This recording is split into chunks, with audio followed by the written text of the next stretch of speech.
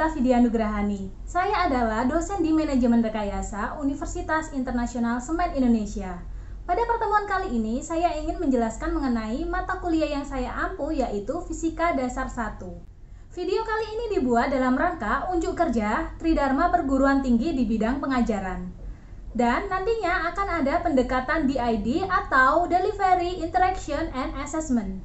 Sebelumnya, saya ingin membahas terlebih dahulu mengenai mata kuliah Fisika Dasar 1. Kredit dari mata kuliah ini itu adalah 3 SKS. Dan mahasiswa akan mempelajari mata kuliah ini di semester 1 atau semester dasar. Dan mata kuliah ini merupakan dasar ilmu untuk mata kuliah di semester berikutnya.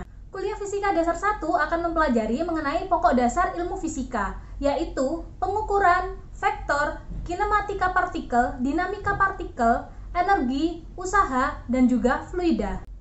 Mata kuliah ini sesuai dengan capaian pembelajaran prodi, yaitu menerapkan konsep teoritis sains rekayasa yang diperlukan untuk analisis dan perancangan sistem. Mata kuliah ini memiliki capaian pembelajaran, yaitu mahasiswa manajemen rekayasa semester 1 mampu memahami konsep dari pengukuran, vektor, mekanika, dinamika, energi, dan fluida, dan mampu menyelesaikan studi kasusnya dengan benar. Oke, sekarang kita akan membahas mengenai pendekatan DID-nya. Yang pertama yaitu delivery. Mata kuliah ini disampaikan berdasar textbook yang berjudul Fundamentals of Physics yang disusun oleh David Halliday, Robert Resnick, dan juga Joel Walker. Dan textbook ini menggunakan bahasa Inggris. Harapannya mahasiswa akan terbiasa untuk menggunakan bahasa Inggris sebagai literatur. Selanjutnya yaitu interaction. Metode yang saya gunakan untuk berinteraksi dengan mahasiswa yaitu dengan cara student-centered learning, dengan metode interactive teaching dan juga real case study. Pada interactive teaching, saya akan memberikan ceramah dan juga membuka diskusi dengan mahasiswa. Sedangkan pada real case study, saya akan memberikan contoh studi kasus fisika yang memang terjadi di dunia nyata. Adapun platform teknologi yang saya gunakan yaitu yang pertama adalah Google Classroom untuk memberikan bahan mata kuliah dan juga bahan ajar. Yang kedua yaitu Google Meet untuk memberikan kuliah langsung secara live. Yang ketiga yaitu Google Jamboard, di mana mahasiswa dan juga dosen dapat berinteraksi secara langsung pada papan tulis virtual. Dan juga saya menggunakan Quizzes untuk kuis dan polling, dan juga untuk membuat PPT secara interaktif. Dan juga WhatsApp Group yang memungkinkan interaksi dengan mahasiswa melalui video, suara, maupun teks. Dan bahkan melalui platform media sosial seperti YouTube, Instagram, dan juga TikTok. Berikan pengalaman belajar dengan menitik beratkan interaksi dengan mahasiswa, harapannya materi perkuliahan akan dapat disampaikan dengan baik. Selanjutnya yaitu assessment yang digunakan untuk menilai mahasiswa secara objektif di kelas. Dan di sini sebelum perkuliahan saya sudah menjelaskan assessment apa saja yang akan dilakukan di mata kuliah tersebut pada kontrak belajar. Mata kuliah ini memiliki metode evaluasi yang berbeda di setiap sub capaian pembelajaran yang sudah diberikan di awal perkuliahan seperti ini. Pembelajaran telah direncanakan mulai dari minggu 1 sampai minggu ke-16, termasuk juga untuk asesmennya. Asesmennya dibagi menjadi indikator, bentuk, dan juga prosentase bobot. Harapannya mahasiswa dapat mengetahui secara transparan mengenai penilaian. Berikut ini adalah contoh perkuliahan Fisika Dasar 1 yang dilakukan secara live di Google Meet. Kalau gitu kita mulai ya untuk materinya. Nah, minggu kemarin kalian sudah mempelajari mengenai satuan, dimensi, dan juga pengukuran kan. Kali ini kita akan mempelajari mengenai vektor. Nah, di sini ada yang dinamakan dengan besaran skalar dan juga vektor. Kalian pasti juga sudah paham ya. Bedanya apa antara skalar dan juga vektor? Kalau skalar dia hanya mempunyai nilai besar saja. Misalkan massa, waktu, suhu, dan sebagainya. Nah, sedangkan untuk vektor dia memiliki magnitude atau besar dan juga direction ataupun arah. Misalkan kecepatan, gaya, dan juga momentum. Jadi sama halnya kalau kalian mau menuju ke suatu lokasi ya, itu kan pakai Google Map kan. Lalu di situ bakal ketahuan nih kalian itu harus lurus, belok kanan atau belok kiri, dan juga bisa ketahuan kan dengan kecepatan yang saat itu kalian gunakan, kalian bakal mencapai lokasi tujuan kalian dalam waktu berapa menit ataupun berapa jam. Nah, itu sebenarnya dasarnya adalah dari vektor. Oke, di sini ada GPS nih. Ya, sama di Google Map juga pakai GPS kan, dia penggabungan antara GPS dan juga internet. Nah, kalau ini merupakan awal mulanya dan juga cara kerja GPS. Ini pakai bahasa Inggris, kelihatan nggak? Kelihatan ya? Oke, kalau gitu saya kasih waktu berapa menit ya? 3 menit ya untuk membaca ini, halaman yang ini. Silakan dipahami maksudnya seperti apa. Kita lanjutkan ke slide berikutnya. Kita bantu saya menjelaskan apa itu GPS dan dulunya itu pakai apa untuk melihat lokasi. Firdaus, GPS memanfaatkan sinyal radio digunakan untuk militer, sekarang untuk umum. Oke, ya benar. Itu kepanjangannya adalah Global Positioning Satellite, di mana zaman dulu itu navigator atau orang yang mencari arah itu susah untuk menemukan alat yang bagus untuk lokasi mereka. Jadi mereka harus tahu nih lokasinya itu di mana, itu susah. Nah, orang yang zaman dulu itu lihatnya dari matahari dan juga bintang. Kalau matahari kan tahu ya terbit dari timur, tenggelam dari ke barat. Kita tahu arah timur dan juga barat, akhirnya tahu utara dan selatannya. Nah, atau juga bisa pakai bintang. Jadi apal tuh apa rasi-rasi bintang ke arah, kalau di sebelah sini berarti itu arah mana. Nah, tapi itu hanya bisa dilakukan saat langit itu cerah. Nah, kalau langitnya hujan ataupun berawan gimana? Ya nggak bisa digunakan. Akhirnya dideveloplah tools atau alat yang disebut dengan kompas. Nah, kompas ini bisa membantu untuk menemukan lokasi mereka saat itu berada di mana. Karena zaman dulu kan masih explore gitu ya, menjelajah benua-benua baru gitu. Makanya butuh alat itu. Ya, digunakan untuk militer, benar. Nah, tapi permasalahannya kompas di situ hanya bisa menunjukkan arah utara dan juga selatan. Koordinatnya di mana atau lintangnya di mana, posisinya itu nggak tahu. Cuma tahu utara selatannya aja. Nah, akhirnya ada satelit ini. Nah, ada 24 satelit yang diluncurkan yang bisa memberitahu posisi kalian di mana, latitude dan juga longitude. Bumi ini kan seperti kalau dibelah gitu kan jadi kayak map gitu ya. Itu ada koordinatnya kan, koordinatnya ya bujur dan juga lintang. Sama halnya seperti yang kalian lakukan waktu game awal dulu, awal yang kalian join di kelas ini, kalian kan mengerjakan game kan ya. Ngerjakan game, oh kita ketemu di alun-alun Gresik loh. Lalu setelah itu kita berpindah sejauh berapa derajat, berapa derajat gitu kan. Itu kan bujur dan juga lintang kan. Lalu kalian di situ sudah menggunakan vektor juga sebenarnya. Akhirnya karena adanya satelit itu bisa menentukan koordinat lokasi kita itu di mana. Dengan caranya mengirim sinyal radio yang dia itu diterima oleh 4 satelit terdekat. Sehingga bisa mendetermine dia itu lokasinya itu di mana.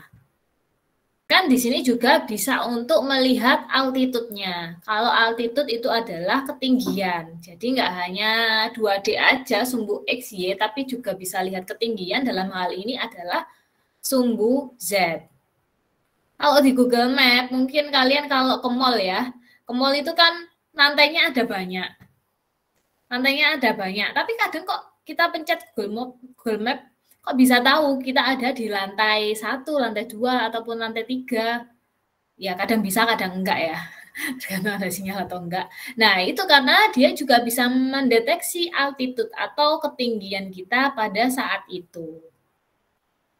Ini digunakan pertama hanya untuk militer. Tetapi akhirnya digunakan oleh umum, untuk bisnis, untuk perkapalan, penerbangan, survei, pertanian, lalu untuk geological, dan sebagainya. Sekarang GPS juga sudah ke dalam bentuk yang lebih canggih lagi, ada di HP kita masing-masing. Kalau yang ada di HP kita, itu sebenarnya dia mix ya, antara GPS dan juga internet. Jadi kalau internet itu kan dari BTS ya. Dari BTS maksudnya yang ini yang punya providernya apa gitu tuh kan punya tower BTS. Nah, itu dia tower BTS-nya itu bakal mengirimkan ke HP kita kalau kita ngaktifin lokasi ya. Itu lokasinya kita di mana? Koordinat itu dari BTS plus dari GPS. Jadi satelit plus BTS. Jadi lebih akurat lagi sebenarnya kalau pakai HP GPS plus internet. Kalian pernah nggak ngaktifin GPS tapi nggak ngaktifin internet? Pernah. Terus kira-kira lokasinya exactly ada di situ nggak? Atau geser? Atau mapnya nggak keluar? Keluar Ibu, keluar semua. Oh, keluar semua, berarti benar ya posisinya? Iya Bu. Oke. Ini untuk vektor satuan, besarnya sama dengan 1 dan arahnya sama dengan arah komponen vektor. Seperti yang kita tahu tadi, vektor dia punya besar dan juga punya arah. Nah, kalau dalam diagram Cartesius tadi juga sudah saya bahas sedikit, ada yang 2 dimensi IJ atau tadi saya nyebutnya X. Kalau 3 dimensi X, Y, Z itu IJK. Ini persamaan untuk vektor biasa ya, untuk yang 2 dimensi A sama dengan AXI plus AYJ. Kalau 3 dimensi ya tinggal tambahkan aja K, AZK. Lalu setelah itu tadi kita juga punya persamaan untuk mencari vektor di bagian X dan juga Y ya. Di mana di sini untuk bagian X A cos alfa, untuk yang di bagian Y A sin alfa. Cos dan sin tadi sudah saya beritahu ya kapan cos dan juga kapan sin. Dia cos kalau sudutnya itu menempel ke garis yang ingin kita ketahui. X kan ini berarti cos. Kalau ini nggak menempel dengan sudutnya berarti sin. Bagian X dan juga bagian Y-nya.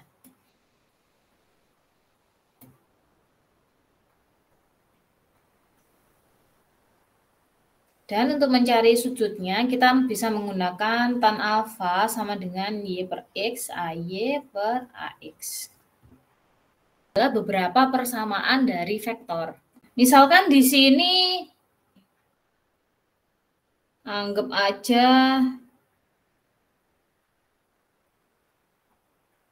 tiga I, gampang-gampangan aja ya, 3J. Nah, inilah yang dinamakan dengan vektor. Jadi ada nilai di sumbu X-nya dan juga nilai di sumbu Y-nya. Lalu ini alfanya adalah 30 derajat. Nah, ini BX sama BY-nya berapa ya kira-kira? Hari ini BX sama dengan B cos alfa dan BY sama dengan B sin alfa. Jadi kapan kita menggunakan cos dan juga sin? Di sini kan tetanya di sini ya. Sorry, alfanya kan di sini. Nah, kalau dia itu garisnya menyambung dengan sudutnya, berarti dia adalah cos. Tapi kalau dia kebalikannya nggak nyambung dengan sudutnya, berarti kan dia sin. Masih. Nah, kalau seperti ini, maka kira-kira berapa nilai dari BX dan juga nilai dari BY-nya ya? Berapa? Setengah akar 2 ya? Oh, sorry, setengah akar 3. Cos 30? Setengah akar 3, Ibu. Oke. Ini tolong hitungin dong. Ini sin 30. Ini setengah ya, 3 ini.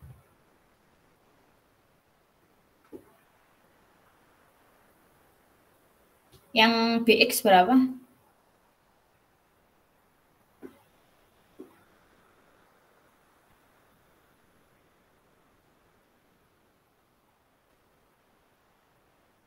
6 kali setengah akar 3. 3 akar 3. Iya, 3 akar 3. Mas 19. Oh iya. Ini B itu kan nilainya 6 ya. Atau vektor dari B itu adalah 5,19 I ditambah 3J. B ini 6 itu adalah besar dari B. Nah, kalau misal tadi kita kembali ke A, besar dari A itu berapa ya kira-kira? Akar AX kuadrat plus AY kuadrat kan?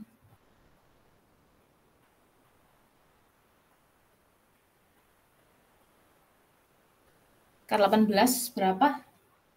Bisa minta tolong dihitungkan. 4, Ibu.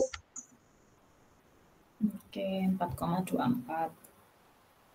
A-nya nggak ada sudutnya ya, cuma saya tulis 3I, 3J gini aja. Kalau sudutnya sendiri, itu bisa dicari dari tan alfa sama dengan, kalau tan Y per X kan, AY per AX. 3/3 sama dengan 1. Antitan 1 berapa?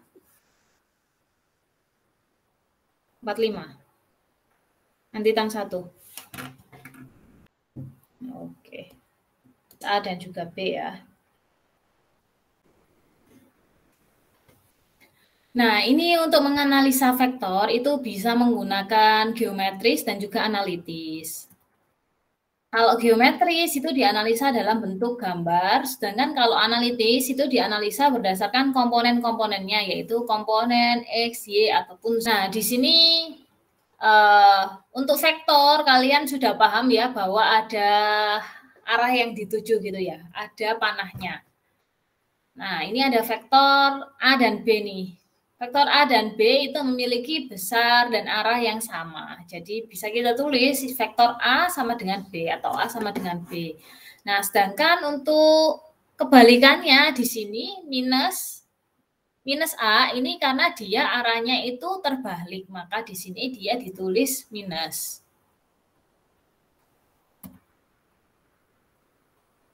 Ini adalah penjumlahan vektor. Misalkan di sini ada vektor A dan juga B ya. Ini A arahnya ke kanan, B-nya ke atas agak miring. Nah, ini kalau vektor ini digabungkan atau dijumlahkan, maka di sini akan ada resultannya kan, yaitu dia akan menjadi vektor C. Vektor C ini adalah yang warna merah seperti ini. Atau ini juga bisa dipecah menjadi gambarnya seperti yang di bawah ini. Di mana di sini untuk besarnya vektor C itu adalah vektor A kuadrat tambah B kuadrat tambah 2AB cos theta. Besar sudut antara A dan juga B. Di sini ada vektor A dikurangi dengan B, B arahnya ke atas. Karena dia dikurangi maka B dia berubah arah menjadi ke bawah. Waktu 5 menit ya. Gimana? Sudah ketemu untuk yang pertama? Berapa I? Berapa J? Dan 11J, Bu. 8I, 11J. 8I plus 3J. Kalau yang B? 6I dan 3J. 6I, 3J.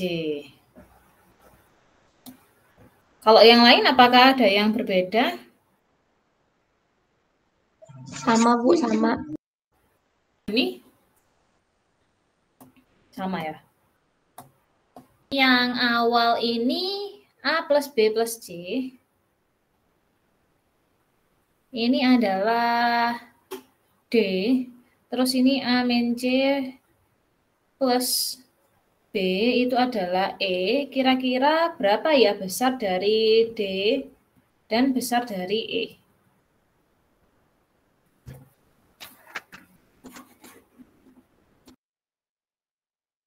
Nah, silakan dicoba kira-kira 5 menitan. 8,54 Ibu kalau saya. Oke, yang lain sama ya? Ya, kurang lebih sama. Ya, saya harap kalian berpartisipasi ya, biar nggak ngantuk sama ngitung sendiri. Yang E berapa? 2,64 Ibu. 2,64. Ya, karena hitungannya 5, Bu. 5, Bu. ya ini hitungan saya. Jadi ini tadi kan udah kita tambahkan semua ya, udah ada vektor di sumbu X, komponen X dan Y-nya kan. Kalau sudah ada X dan Y-nya ya udah langsung aja berarti pakai yang rumus yang ini, yang AX kuadrat plus AY kuadrat terus di akar. Yang D ketemu 8,54. Untuk yang E ini kan min 3 ya tadi. Min 3 kalau di kuadrat itu kan dia jadi plus kan. Min 3 kali min 3 jadi plus 9, jadi 25 sama dengan 5. Nah, ini adalah besar dari vektor D dan juga E. Oke. Sampai sini apakah ada pertanyaan? Belum, kita kembali ke yang ini tadi. Kalau misalkan kita gambarkan dalam Cartesian ya, biasanya ini kalau misalkan kita anggap sebagai peta, utara, selatan, timur, barat. North, east, south, west. Terus 8I plus 3J ini kira-kira letaknya di mana ya? Yang 8-nya di ininya Ibu garis E-nya. Kalau 3-nya di garis N-nya. Oke. 3, 4. Ya, misalkan di sini ada kuadran ya, 1, 2, 3, 4. Berarti 1 ya tadi ya. 8 tadi di X sini kan ya. Ya, anggaplah ini 8 ya. 8. Ini 3. Vektornya untuk D kayak gini kan.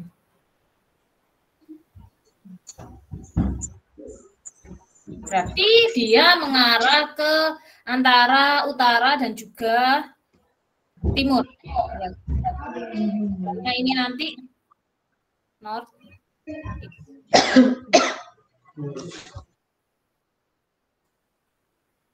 Oke, kalau bahasa Inggris itu bacanya itu yang bagian N atau S-nya dulu, terus baru disambung nanti ke arah mana? Ke arah timur atau ke arah barat. Nah, kalau kayak gini berarti ke arah northeast. Sedangkan kalau 4I min 3J, dia di arah mana ya? Kuadran mana dulu aja deh? 4 Ibu kalau tidak salah. Oke, benar. Berarti 4-nya itu X ya, di sini. Anggaplah. Terus min 3. Sini. Nih, berarti dia arah selatan ke timur. South east. Sampai sini apakah ada pertanyaan? Kalau Gersik itu kira-kira koordinatnya berapa ya? Atau rumah kalian? Ini rumah kalian macam-macam di mana aja ya? Nih, ada yang di Sumatera ya, ada yang di Tuban, Lamongan, Surabaya, ada yang di Jakarta juga. Kalau lintangnya dulu deh, kalian ada di lintang utara atau lintang selatan? Seperti yang kita baca tadi di awal itu kan ada GPS ya, terus saya bilang juga nih sebenarnya prinsipnya sama kayak vektor. Nah, kalau nyambung ke GPS, bumi ini seperti diagram Cartesian yang besar, ada koordinat X dan juga Y-nya. Kalau kira-kira lintangnya kita itu di mana ya? Di lintang utara atau lintang selatan ya? Kalau lintang 0 derajat itu apa sih? Khatulistiwa kan? Sorry, ini lintang 0 derajat itu adalah khatulistiwa. Nah, ada yang rumahnya di ini Medan? Saya, Bu. Ya, Ferdi ya. Berarti kamu itu masuk ke lintang utara. Nah, yang rumahnya di bawah khatulistiwa, lintang selatan, ya itu berarti lintang selatan. Saya hafalnya itu koordinat, lintang kalau di sekitar Gersik, Surabaya ya, itu adalah 7 derajat lintang selatan. Oke, sampai sini ada yang ingin ditanyakan? Ini lanjut, ternyata masih ada latihan. Jadi ini saya kopikan ke papan tulis dari PPT. Saya kasih waktu sekitar 5 menitan ya. Gimana? Apa sudah selesai? Untuk besar D berapa? D 10,62, Bu. Kalau yang lain apakah sama?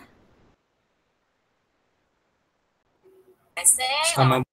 Oke. Untuk yang E berapa? Yang E 4,42. 2, lainnya sama? Sama.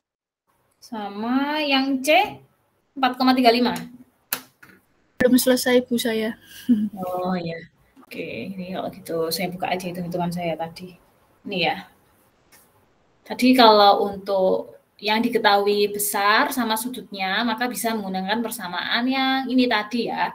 Yang A kuadrat plus B kuadrat plus 2AB, kalau dia itu ditambah. Kalau dikurangi, berarti nantinya yang di sebelah sini itu kerjaannya, atau kalau misalkan ini saya hitungannya ada yang salah, silahkan dievaluasi. Contohnya akan saya share di WhatsApp ya, contoh soalnya untuk pengerjaan dot dan juga cross. Sampai sini apakah ada pertanyaan? Belum, Bu. Ini ada latihan, tunggu dulu ya. Jadi absensinya itu ada di latihan tersebut. Jadi kalau kalian nggak mengerjakan latihan, maka tidak bisa absen. Bentar saya setting. Kita share di Google Classroom, bisa dicek apakah sudah muncul atau belum. Nah, di situ akan nyambung ke kuisis ya, di mana di situ akan ada 15 pertanyaan, 10 pertanyaan multiple choice, waktunya sekitar 30 sampai 45 detik, dan 5 pertanyaan itu fill the blank atau kalian ngetik sendiri, itu satu soal kira-kira waktunya 2 menitan. Nah, nanti di soal terakhir itu bakal muncul kode untuk absensi. Dan maksimum Ibu mau absensi. nanya. Ya, silakan. Itu linknya ada 2, itu sama aja ya? Kalian lihat pos yang paling atas ya. Oh ya, di situ ada 2, ada mobile dan juga web. Kalau kalian pakai HP, klik yang mobile. Kalau kalian pakai laptop, klik yang web. Dan di sini silakan join menggunakan email UIC. Karena kalau nggak pakai email UIC nggak bisa join. Jadi silakan pakai email UIC ya. Dan maksimum pengerjaannya sampai jam 4. Karena untuk absensi itu tadi saya set kodenya ditutup jam 4 sore. Oke, gimana? Sudah jelas? Sudah, Ibu. Oke, kalau sudah jelas, untuk kelas live-nya saya akhiri, tapi kelas kita belum berakhir. Silahkan kalian latihan ya, sendiri-sendiri menggunakan kuisis yang sudah saya share. Oke, kalau gitu untuk kelas yang di Google Meet ini saya tutup ya. Terima kasih atas kehadirannya. Silakan lanjut untuk mengerjakan kuis dan juga absen. Insya Allah apa yang kita pelajari hari ini bermanfaat. Wassalamualaikum warahmatullahi wabarakatuh. Waalaikumsalam warahmatullahi wabarakatuh. Terima kasih. Waalaikumsalam warahmatullahi wabarakatuh. Waalaikumsalam warahmatullahi wabarakatuh. Terima kasih Bu Elita. Sekian penjelasan saya mengenai unjuk kerja Tridharma perguruan tinggi di bidang pengajaran. Terima kasih.